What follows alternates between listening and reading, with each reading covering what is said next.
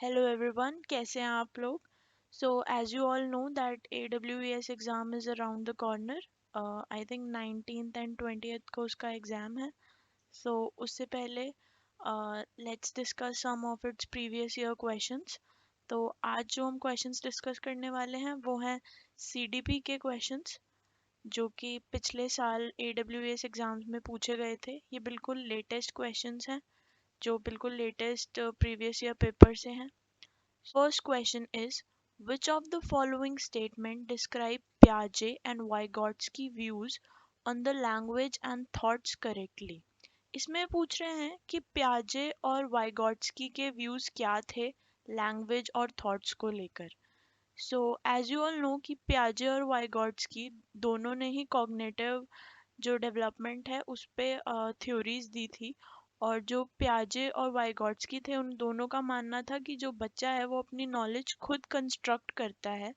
सो वो कोई passive learner नहीं है, वो एक एक्टिव लर्नर की तरह अपनी नॉलेज कंस्ट्रक्ट करता है.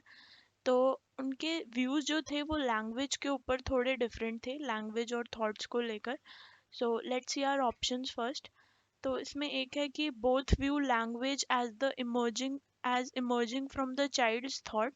इसमें कह रहे हैं कि दोनों का यही व्यू था कि जो लैंग्वेज है वो चाइल्ड की थॉट से इमर्ज होती है.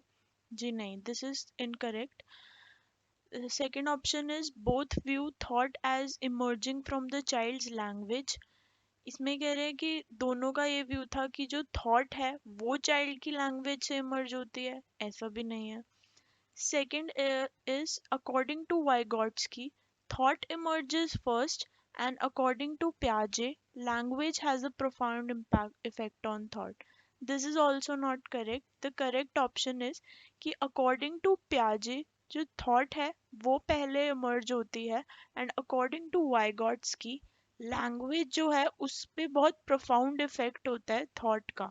इसका मतलब है profound effect होने का मतलब है कि उनके हिसाब से जो थॉट है वो इन्फ्लुएंस करती है हमारी जो लैंग्वेज है.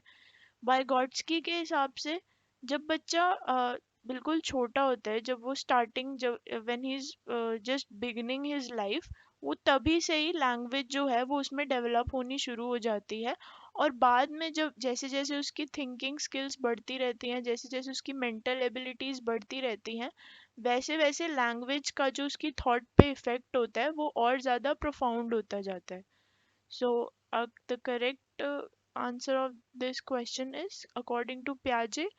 Piaget के हिसाब से जो थॉट है वो पहले आती है और लैंग्वेज बाद में आती है. और वाइगॉट्स्की के हिसाब से लैंग्वेज और थॉट एक दूसरे पे इंटरडिपेंडेंट रहती हैं और लैंग्वेज का बहुत प्रोफाउंड इफेक्ट होता है थॉट के ऊपर.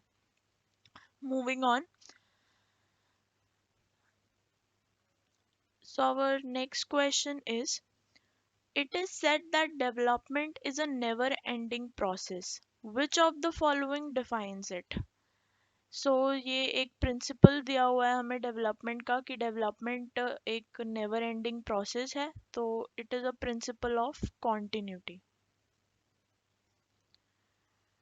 अगला सवाल है a teacher makes use of variety of task to cater to the different learning styles of her learners. She is influenced by. इसमें कह रहे हैं कि एक टीचर है जो वैरायटी ऑफ टास्क यूज करती है, मतलब बहुत सारे अलग अलग मेथड यूज करती है अलग अलग लर्निंग स्टाइल्स जो बच्चों के होते हैं उनसे केटर करने के लिए. तो वो किस किस किस से इंस्पायर्ड है या किस से इन्फ्लुएंस्ड है. So the correct answer of this is वो गार्डनर की मल्टीपल इंटेलिजेंस थ्योरी जो है वो उनसे इंस्पायर्ड है. क्योंकि गार्डनर का यही मानना था कि बच्चों में जो है कोई एक सिंगल इंटेलिजेंस नहीं होती है. ही थिंक कि बच्चे जो हैं उनमें अलग अलग तरह की इंटेलिजेंस होती है. उन्होंने 8 जो है इंटेलिजेंस बताई थी उसमें, और एक अभी नई ऐड हुई है, तो टोटल अभी 9 इंटेलिजेंस हो गई हैं जो उन्होंने गार्डनर ने डिफरेंट मल्टीपल इंटेलिजेंस बताई थी. उनके हिसाब से कोई सिंगल इंटेलिजेंस नहीं होती है बच्चे में. तो हर बच्चा अलग है, हर में इंडिविजुअल डिफरेंस है, और हर बच्चा हर अलग अलग चीज़ों में जो है वो अलग अलग चीज़ों से सीख सकता है, अलग अलग चीज़ों में अच्छा हो सकता है. सो इसमें जो टीचर है वो different learning styles of learners के केटर करने के लिए अगर डिफरेंट मेथड्स यूज कर रही हैं तो वो गार्डनर की मल्टीपल इंटेलिजेंस थ्योरी से इंस्पायर्ड है। हमारा अगला सवाल है वो है which of the following is the first step in the scientific method of problem solving। सो अभी हमसे पूछ रहे हैं कि प्रॉब्लम सॉल्विंग के जो फर्स्ट स्टेप है वो क्या है। तो जो सबसे फर्स्ट स्टेप है, इसके टोटल 5 स्टेप्स होते हैं। तो जो सबसे पहला स्टेप होता है वो होता है प्रॉब्लम ऑफ अवेयरनेस। इसका मतलब है कि हमें अवेयर हो कि जो प्रॉब्लम है वो है क्या, हमें पता हो, हमें अवेयरनेस हो उस प्रॉब्लम के बारे में कि कोई भी प्रॉब्लम सॉल्व करते वक्त हमें ये पता हो कि वो प्रॉब्लम एक्चुअली है किस बारे में। दूसरा है, जब हमें उस प्रॉब्लम की अवेयरनेस होगी तो हम उस पे जो है वो कलेक्ट करेंगे इंफॉर्मेशन। वही बात आ जाती है कि कलेक्शन ऑफ इंफॉर्मेशन, कि प्रॉब्लम पता हो, उसके बारे में पता हो, तो उसमें हम कलेक्ट करते हैं इंफॉर्मेशन। दूसरा स्टेप होता है हम इसमें हाइपोथेसिस फॉर्म करते हैं। जो भी हमारी प्रॉब्लम के रिलेटेड जो भी चीज़ें हैं हम ये सोचते हैं अच्छा ये भी हो सकता है इसका, ये भी हो सकता है इसका आंसर, ये भी हो सकता है इसका आंसर। तो हाइपोथेसिस कलेक्ट करने के बाद हम जो है वो ये देखते हैं कि कौन सा जो है करेक्ट हाइपोथेसिस है, मतलब कौन सी इसकी करेक्ट एक्सप्लेनेशन है एक तरह से इस प्रॉब्लम की। तो थर्ड स्टेप हमारा वो होता है। फोर्थ स्टेप होता है हमारा, हम उसको वेरीफाई करते हैं, जो भी हमने ढूंढा है उसका आंसर हम उसको वेरीफाई करते हैं। वेरीफाई करने के बाद पांचवा स्टेप होता है हमारा जो लास्ट स्टेप है, कि हम उस पर रिजल्ट फॉर्म करते हैं, हम उस पर कंक्लूजन निकालते हैं कि क्या रिजल्ट आया हमारा उसका प्रॉब्लम का। तो ऐसे 5 स्टेप्स होते हैं प्रॉब्लम सॉल्विंग के। और जो सबसे पहला स्टेप है दैट इज जो सबसे पहला स्टेप है that is sorry problem of wait. तो जो सबसे पहला स्टेप है हमारा वो है problem of awareness. Formation of hypothesis नहीं है, it is problem of awareness. तो इसमें ये कह रहे हैं कि maintenance is a specific stage of learning which is the antecedent to dash stage of learning. तो इसमें स्टेजेस ऑफ लर्निंग के बारे में पूछा गया है। सबसे पहले लर्निंग क्या होता है ये पता होना चाहिए। लर्निंग कोई भी परमानेंट चेंज जो आता है बिहेवियर में उसको हम लर्निंग कहते हैं। कोई भी परमानेंट चेंज जो बिहेवियर में देखने को मिले उसे हम लर्निंग कहते हैं। और लर्निंग की जो है वो 5 स्टेजेस होती हैं। There are 5 stages of learning. तो जो सबसे पहली स्टेज है उसकी वो होती है एक्विजिशन की।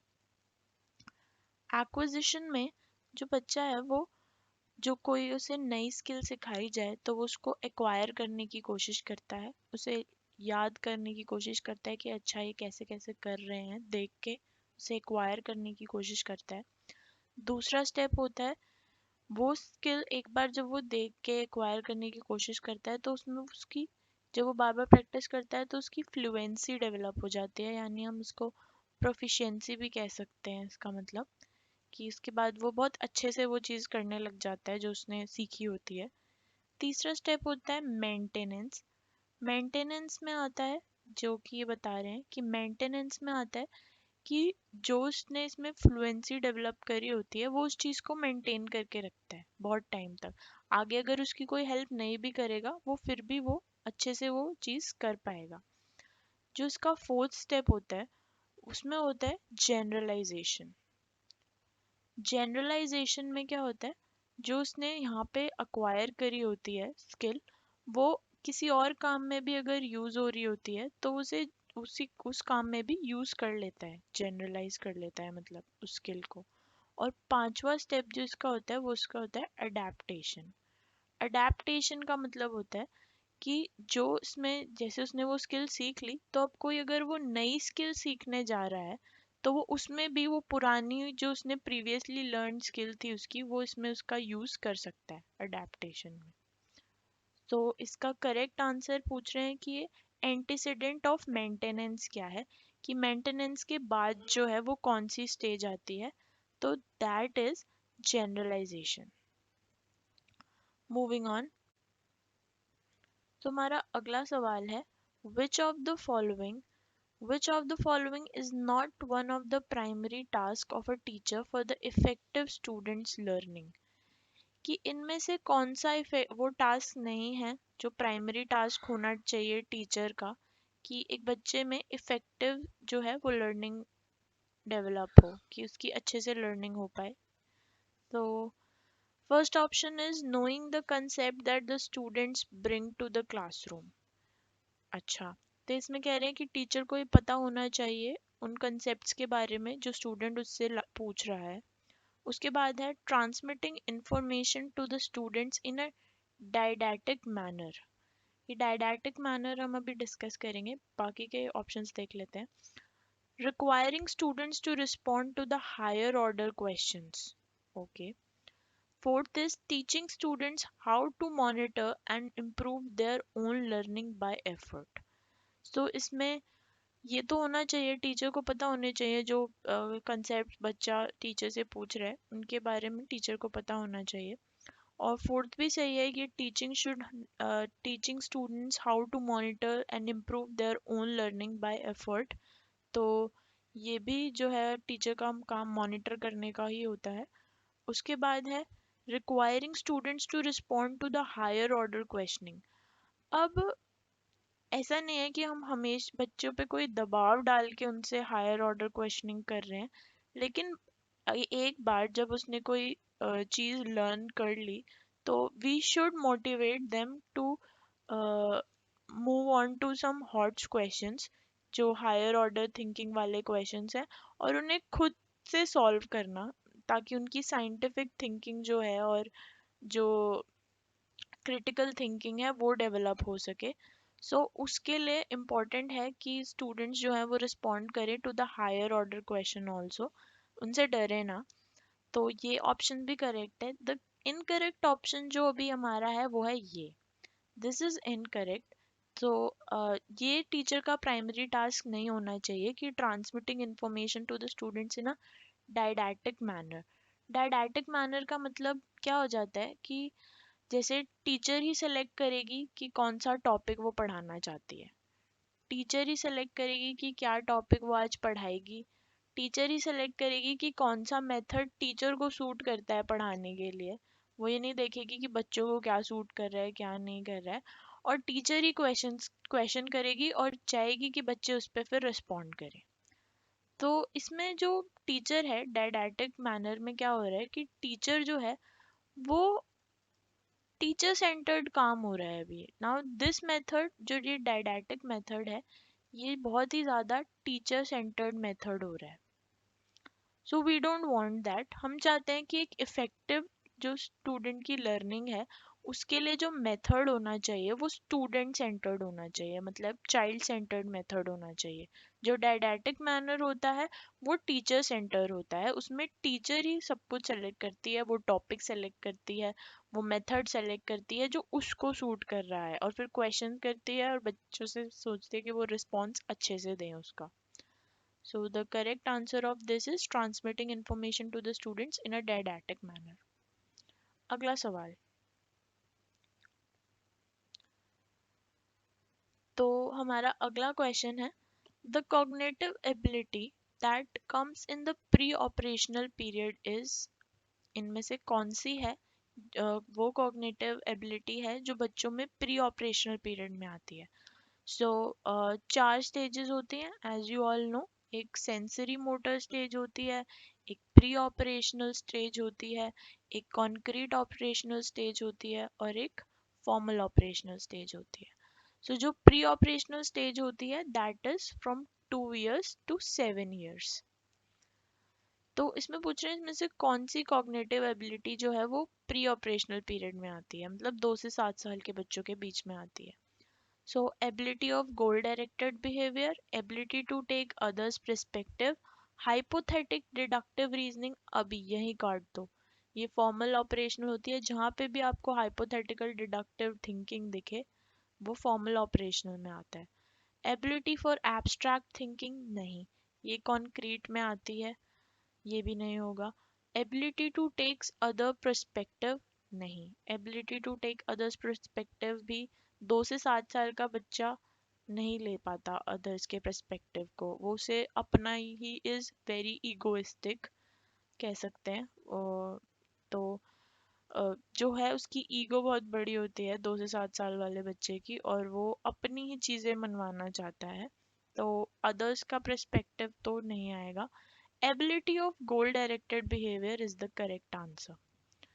2 से 7 साल का जो बच्चा होता है, जो मतलब इस बीच का जो बच्चा होता है, जैसे 5 साल का बच्चा ले लीजिए, तो उसमें गोल डायरेक्टेड बिहेवियर होता है। अगला सवाल है, Who said this statement? Children actively construct their understanding of the world. So ये बहुत easy question है। जब भी ऐसा आ जाए कि बच्चा अपनी जो है वो खुद से कंस्ट्रक्ट करता है, तो he is only one person, that is Jean प्याजे। जीन प्याजे ने ही कहा था कि जो चाइल्ड है वो अपनी नॉलेज जो है वो खुद कंस्ट्रक्ट करता है, अपनी अंडरस्टैंडिंग वर्ल्ड के अराउंड वो खुद कंस्ट्रक्ट करता है। हमारा अगला सवाल है, which of the following psychologist propounded successful intelligence. इसमें पूछ रहे हैं कि इनमें से जो साइकोलॉजिस्ट हैं किसने सक्सेसफुल इंटेलिजेंस जो है वो प्रोपाउंड किया था। सो दैट इज रॉबर्ट स्टर्नबर्ग। तो जो रॉबर्ट स्टर्नबर्ग थे उन्होंने ट्रायर्किक थ्योरी दी थी, triarchic theory of intelligence. Triarchic theory of intelligence के अंदर ही उन्होंने सक्सेसफुल इंटेलिजेंस जो है is a part of triarchic theory of intelligence जो उन्होंने दी थी। अकॉर्डिंग टू रॉबर्ट स्टर्नबर्ग, उनके हिसाब से जो है वो 3 तरह की जो है एबिलिटीज होती हैं एक इंटेलिजेंट पर्सन में। एक होती है हमारी एनालिटिक्स की, एक होती है क्रिएटिविटी, और एक होती है हमारी प्रैक्टिकेबिलिटी। मतलब प्रैक्टिकल एबिलिटी क्या है हमारी। सो एनालिटिक्स का मतलब होता है कि अगर कोई प्रॉब्लम दी है तो वो कितने स्टेप्स में क्या स्टेप्स यूज कर रहा है, या क्या वो मेंटल मैथ्स लगा के वो क्या कितने स्टेप्स में जो है वो किसी प्रॉब्लम को सॉल्व कर पा रहा है, तो दैट इज एनालिटिकल एबिलिटी क्या है उसकी। क्रिएटिविटी का मतलब होता है कितना फार साइटेड है वो, कितने आगे तक की सोच सकता है वो, या क्या कुछ नया क्रिएट कर सकता है वो। ये वो वाली एबिलिटी होती है। और प्रैक्टिकल एबिलिटी होती है जो डेली बेसिस पे काम कर रहे होते हैं, डेली बेसिस पे उसमें वो कितना एडवांस है, या वो कितनी जल्दी उस डेली जो चेंजेस हो रहे हैं एनवायरनमेंट में उनको अडेप्ट कर पा रहा है। So that is is practical ability. So according to him successful intelligence जो है वो इन 3 चीज़ों पे जो है वो डिपेंड करती है, analytics, creativity and practical ability. ये थी हमारी स्टर्नबर्ग, रॉबर्ट स्टर्नबर्ग ने दी थी। और फ्रांसिस गैल्टन जो थे उन्होंने बिहेवियरल जेनेटिक्स के ऊपर काम करा था, बिहेवियरल जेनेटिक्स के ऊपर। और लुइस टर्मन जो थे उन्होंने आईक्यू स्केल पे काम करा था। और एरिक्सन ने दी थी हमें साइकोलॉजिकल डेवलपमेंट की थ्योरी, साइकोलॉजिकल डेवलपमेंट की थ्योरी। सो डू रिमेम्बर अगर आगे आ जाते हैं तो। Next question is, the G factor is related to. इसमें पूछ रहे हैं कि जी फैक्टर जो होता है वो किस चीज़ से रिलेटेड होता है। This we all know it is related to intelligence. G factor theory जो इंटेलिजेंस की होती है तो उसमें जी फैक्टर होता है, that is our innate factor जो कि सब में जनरल होता ही होता है, और ये इंटेलिजेंस का पार्ट है। Moving on, next question is, national literacy mission was established in. It's a factual question तो इसका तो सीधा सीधा आंसर हो सकता है, इट इज एस्टैब्लिश्ड इन 1988। अगला सवाल है, critical thinking is induced by. इसमें पूछ रहे हैं कि जो क्रिटिकल थिंकिंग है वो कौन इंड्यूस करता है, our fore brain, our right brain, left brain और हिंड ब्रेन। सो ब्रेन के 3 पार्ट्स होते हैं। एक तो पहला सेरिब्रम होता है, सेरिब्रम जिसे हम कहते हैं। एक सेरिबेलम होता है,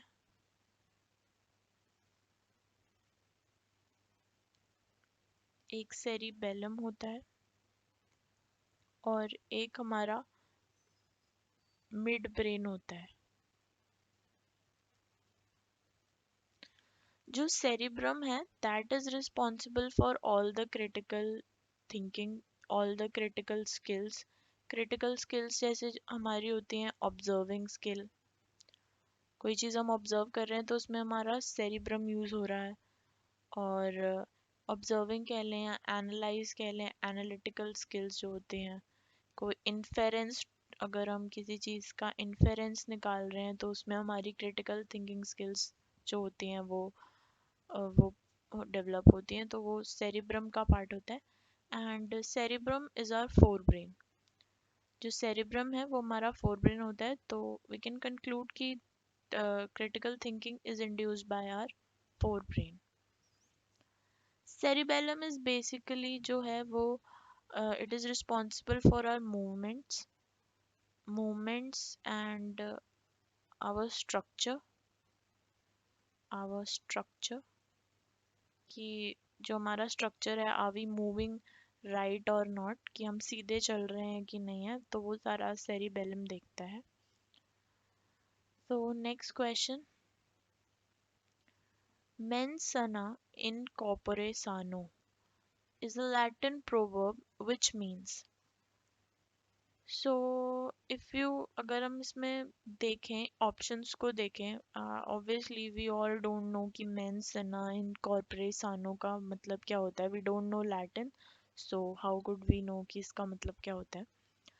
तो इसमें एक सिंपल सा टास्क करना होता है कि अपने ऑप्शंस में देखो और एलिमिनेट करने की कोशिश करो, और ये देखो कि कौन सा जो है वो सबसे सूटेबल हो सकता है जो भी तुम सब्जेक्ट पढ़ रहे हो उसके हिसाब से। सो अ हेल्दी बॉडी, तो सबसे पहला देख लेते हैं, student mind of a teacher, sorry sound mind of a teacher. I don't think ये कहीं से भी कोई भी रिलेशन है इसका इस प्रोवर्ब से। men should be healthy, why not women, women should also be healthy, so this is not incorrect. uh, a healthy body in a healthy mind, a healthy body in a healthy mind, इसका मतलब तो ये हो गया कि एक healthy mind में healthy body हो जाती है, ऐसा नहीं है।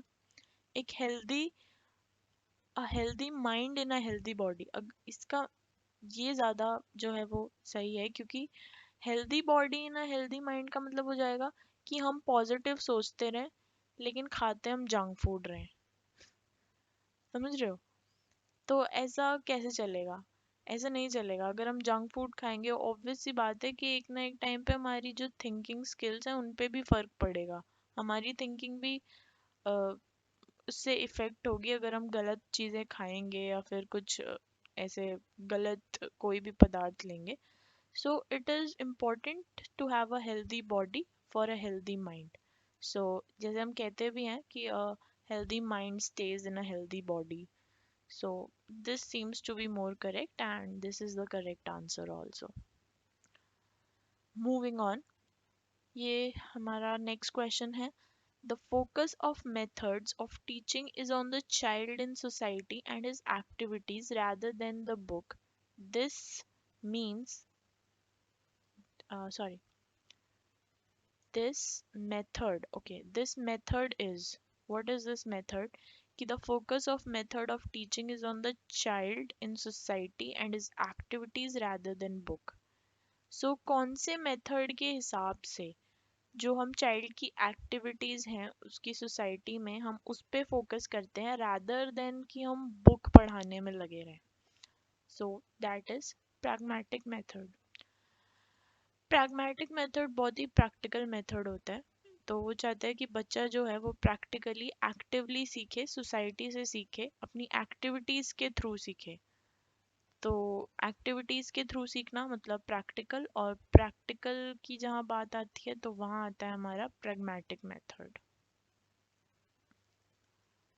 Our next question is, which one is not the type of a lesson plan on the basis of objectives तो इसमें पूछ रहे हैं कि इनमें से कौन सा लेसन प्लान है जिसमें जो है वो ऑब्जेक्टिव्स के बेसिस पे फॉर्म नहीं किया जाता. सो that is micro lesson plan. Our last question for today is this: which of the following motivation is considered the primary motives? So as you all know कि primary motives क्या क्या होते हैं. Primary motives वो होते हैं जो कोई भी ह्यूमन या कोई भी एनिमल जो है वो सबसे प्राइमरी में चाहता है, सबसे पहले चाहता है कि उसकी ये वाली जो नीड्स हैं वो सेटिस्फाई हो. So what are those needs are like hunger, thirst, hunger thirst की, और या फिर शेल्टर. तो इसमें ये सारी नीड्स जो होती हैं ये सबसे पहले जो है ये प्राइमरी नीड्स होती हैं किसी भी पर्सन की. तो ये these all are physiological needs या फिजियोलॉजिकल मोटिव्स जो है हम ये कहेंगे. तो सबसे पहले जो प्राइमरी लेवल पे जो है वो हर कोई अपनी फिजियोलॉजिकल नीड्स जो है वो सेटिस्फाई करना चाहता है. So this is the end, and thank you all for being a good listener, and see you in our next video. Thank you so much.